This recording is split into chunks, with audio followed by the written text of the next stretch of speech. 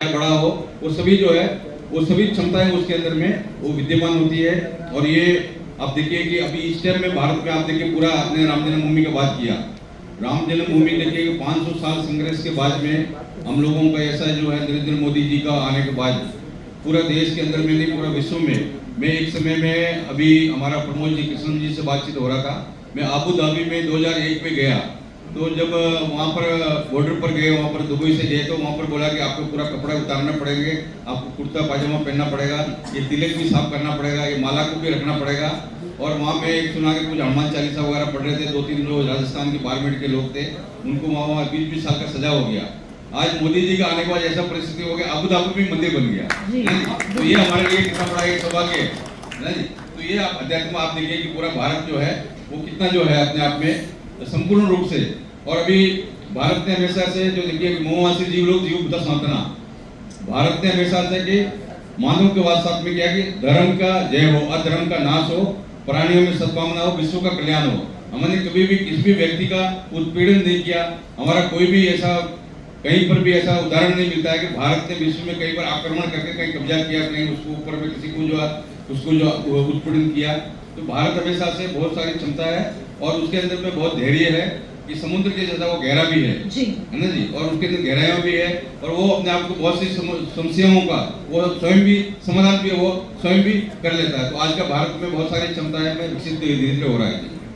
महंत जी कहते हैं कि सनातन एकमात्र ऐसा धर्म है जिसकी उत्पत्ति के बारे में पता नहीं है। पता नहीं है का मतलब ये कि सनातन सबसे पुराना धर्म माना जाता है, लेकिन आज जब चीजें पॉलिटिसाइज होती है, पॉलिटिक्स उसमें मिक्स होता है, तो सांप्रदायिकता की बात होती है।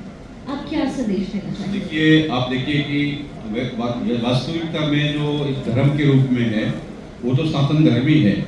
और एक बार भगवान कृष्ण से भी जब जो है अर्जुन ने पूछा था कि भगवान आप तो जो है अभी आए, आप कहते हैं कि मेरे मामा है, चाचा है, ताऊ है, ये सभी है और कई जन्मों में ये तुम्हारा क्या क्या बने, है ना जी। तो हम लोग ये बोलते हैं कि जो हमारे गुरु है और जो उनके शिष्य है, उसका आत्मा का रूपांतरण उसके अंदर हो जाता है और पिता का जो होता है पुत्री और पुत्र में हो जाए। शास्त्रों में भी लिखा हुआ है कि उसमें जो रूपांतरण उनका जो आत्मा का रूपांतरण हो जाता है हमेशा से। तो ये भगवान कृष्ण स्वयं बोलते हैं मोहवासी जीव लोग जीव बुद्ध सनातना। तो ये हमेशा से प्राचीन काल से ही मान लीजिए कि जिसका अंतःकरण शुद्ध है, जिसके अंदर में कोई भी दुर्भावना नहीं है, सबका कल्याण चाहता है, कि अंतःकरण जिसको हृदय जो है, अंतरात्मा जो है, जिसका पूरा तरह से पूरा शुद्ध है और सबका कल्याण की भावना रखता है, प्रत्येक मनुष्य की उत्थान की जो कामना करता है और वो सोचता है कि जो भी मेरे सन्मुख आया है, चाहे वो मेरा एक बार दुश्मन भी है, मेरे को मारने के लिए भी आया है, मेरा जान लेने के लिए आया है, तो भी मैं ये समझूंगा कि ये मेरे को मुक्ति देने के लिए आया है। तो सनातन धर्म तो हमेशा से इतनी क्षमताएं लिए हुए रहता है और ये सबसे प्राचीन जो प्रारंभ काल में जितने भी भारत में बाद में या पूरे विश्व में संप्रदाय के रूप में विकसित हुए, संप्रदाय हुआ या पंथ हुआ, धर्म तो केवल सनातन धर्म था। और देखिए यूरोप वगैरह में बहुत से देशों में, बाहर जितने भी विदेशों में जो देश है यूरोप वगैरह में और भी बहुत से देशों में, कि ईसा मसीह हुए या मान लीजिए मोहम्मद साहब हुए, जितने भी हुए, वो 100 साल में कहीं 200 साल में पूरा परिवर्तन हो गया। और हम लोग इतना समय से जो है यहाँ पर है, हजारों साल से हमारे ऊपर में बहुत आक्रमण हुए, बहुत कुछ हुए, हम कभी भी परिवर्तन, आज भी हम लोग शाश्वत रूप में यहाँ पर विद्यमान है। तो इसीलिए कि ये जो हमें किसी का भी कोई सनातन का मतलब होता है कि कभी भी उसका नाश नहीं होने वाला, वो हमेशा अविनाशी है। आदिकाल जब भगवान शंकर है मोहवासी जीव लोग जीव बुद्ध सनातना, और विशेष रूप से नमामि सविषम निर्वाण रूपम विभुम व्यापकम ब्रह्म वेदम स्वरूपम। तो भगवान शिव जो है वो आदि पुरुष के रूप में है, विष्णु है, ऐसे तो कई स्वरूपों में जो है हमेशा से। अभी हमारे प्रमोद कृष्ण जी बैठे हुए कल की अवतार के रूप में भगवान फिर दोबारा भी आने वाले हैं। तो हमारे शास्त्रों में, पुराणों में, सारी चीजों में उनके वर्णन है। हमारे 108 उपनिषद है, वेद है, शास्त्र है, पुराण है, सभी के अंदर में है कि हमारा जो भी कोई भी कभी भी कोई घटना दुर्घटना को ऐसी होती है तो परमात्मा स्वयं वहाँ पर प्रकट होकर वो बहुत सी समस्याओं का समाधान करते हैं। और बहुत सी अदृश्य शक्ति हमें हमेशा से हमारा आसपास भी रहती है और हमें महसूस भी होती है। कोई उसको स्वीकार करता है, कोई स्वीकार नहीं करता है, परंतु जो है सनातन धर्म जो हो वो शाश्वत रूप में हमेशा विद्यमान रहने वाला है। अच्छा महंत जी, सियासत और धर्म वैसे तो दो अलग अलग चीजें हैं, लेकिन हमने देखा है कि और इतिहास भी गवाह रहा है इसका कि सियासत और धर्म एक दूसरे का इस्तेमाल हमेशा करते रहे और भारत में भी ये चीज होती ही रही है। तो इसे आप कैसे देखते हैं? देखिए, आप देखिए कि व्यक्ति का मान लीजिए कि आपका जन्म होता है, जन्म सबका होता है और मौत भी सबकी होती है।